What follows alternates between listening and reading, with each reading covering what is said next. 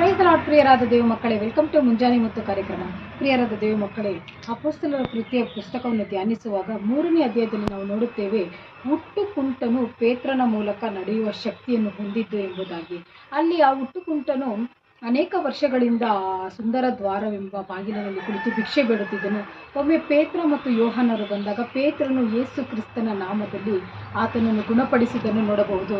ನಾವು 4ನೇ ಅಧ್ಯಾಯಕ್ಕೆ ಬಂದಾಗ 22ನೇ ವಾಕ್ಯದಲ್ಲಿ ಅಲ್ಲಿ ಬರೆಯಲ್ಪಟ್ಟಿದೆ, ಆ ಮನುಷ್ಯನಿಗೆ 40 ವರ್ಷಕ್ಕಿಂತ ಹೆಚ್ಚು ವಯಸ್ಸಾಗಿತ್ತು ಎಂಬುದಾಗಿ. ಪ್ರಿಯರಾದ ದೇವ ಮಕ್ಕಳು, ಈ ಒಂದು ವಾಕ್ಯವನ್ನು ಗಮನಿಸುವಾಗ ಯಾಕೆ ಈ ವಾಕ್ಯವು ಇಲ್ಲಿ ಪರ್ಟಿಕ್ಯುಲರ್ ಆಗಿ ಬರೆಯಲ್ಪಟ್ಟಿದೆ ಎಂಬುದಾಗಿ ನೋಡುವಾಗ 40 ವರ್ಷಕ್ಕಿಂತ ಹೆಚ್ಚು ವಯಸ್ಸು ಎಂಬುದನ್ನು ನೆನೆಸುವಾಗ ನಾವು ಆ ವ್ಯಕ್ತಿಯ ಅವನ ಹಿಂದಿನ ಪರಿಸ್ಥಿತಿ ಹೇಗಿತ್ತು ಎಂಬುದಾಗಿ ನೋಡೋಣ. ಹುಟ್ಟು ಕುಂಟನಾಗಿದ್ದಾನೆ. ಅವನು ಅನೇಕ ವರ್ಷಗಳಿಂದ ಒಂದೇ ಸ್ಥಳದಲ್ಲಿ ಕುಳಿತು ಭಿಕ್ಷೆ ಬೇಡುತ್ತಿರಬಹುದು. ಅನೇಕ ವರ್ಷಗಳಿಂದ ನನ್ನ ಸ್ಥಿತಿ ಯಾವತ್ತೂ ಬದಲಾಗುತ್ತದೆ ಎಂಬ ಒಂದು ದೊಡ್ಡ ನಿರೀಕ್ಷೆಯಿಂದ ಇರಬಹುದು.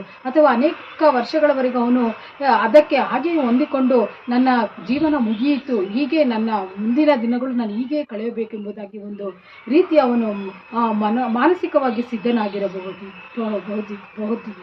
ಆದರೆ ನಾವು ನೋಡುವಾಗ ಪೇತ್ರ ಮತ್ತು ಯೋಹಾನರು ಅಲ್ಲಿ ಯೇಸುವಿನ ನಾಮದಲ್ಲಿ ಅವನಿಗೆ ಗುಣಪಡಿಸಿದರು. ಅವನು ಅನೇಕ ವರ್ಷಗಳು ದೇವರ ಸಮ್ಮುಖದಲ್ಲಿ ಅಥವಾ ಸುಂದರ ದ್ವಾರವೆಂಬ ಆಲಯದ ಬಾಗಿಲಲ್ಲಿ ಕಾದಿದ್ದಾಗ ಒಂದು ದಿನ ಅದ್ಭುತವು ಅವನನ್ನು ಹುಡುಕಿ ಬಂದಿತು. ಪ್ರಿಯರಾದ ದೇವ ಮಕ್ಕಳೇ, ಈ ವಿಷಯವನ್ನು ನೋಡುವಾಗ ನಮಗೆ ಒಂದು ಅರಿವಾಗುತ್ತದೆ. ನಾವು ಕೂಡ ಅನೇಕ ವರ್ಷಗಳಿಂದ ನಮ್ಮ ಅನೇಕ ಪ್ರಾರ್ಥನೆಗಳಿಗೆ ಉತ್ತರ ದೊರಕದೆ, ಅಥವಾ ಅನೇಕ ನಿರೀಕ್ಷೆಗಳು ಸಫಲವಾಗದೆ, ಅಥವಾ ಅನೇಕ ಕಷ್ಟಗಳು ನೀಗದೆ ನಾವು ಕೂಡ ಅದಕ್ಕೆ ಒಗ್ಗಿಕೊಳ್ಳುವ ರೀತಿಯಲ್ಲಿ ಸಿದ್ಧವಾಗಿರಬಹುದು. ಆದರೆ ನಮ್ಮ ಎಲ್ಲ ಪರಿಸ್ಥಿತಿಗಳು ತಡವಾದರೂ ಕೂಡ ದೇವರು ಬದಲಾಯಿಸಲು ಶಕ್ತನಾಗಿದ್ದಾನೆ.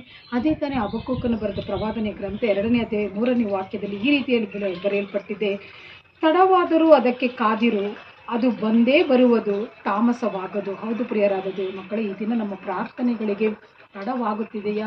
ಚಿಂತೆ ಬೇಡ, ನಿಶ್ಚಯವಾಗಿ ಅದು ಬಂದೇ ಬರುತ್ತದೆ ಯೇಸುವಿನ ನಾಮದಲ್ಲಿ. ಅಂಥ ಒಂದು ದಿನಕ್ಕಾಗಿ, ಅಂಥ ಒಂದು ಆಶೀರ್ವಾದಕ್ಕಾಗಿ ಆತನ ಪಾದ ಸಮ್ಮುಖದಲ್ಲಿ ಕಾಯೋಣ. ದೇವರ ಈ ವಾಕ್ಯ ಭಾಗದ ಮೂಲಕ ನಮ್ಮನ್ನು ಆಶೀರ್ವದಿಸಲಿ. God bless you. Have a nice day.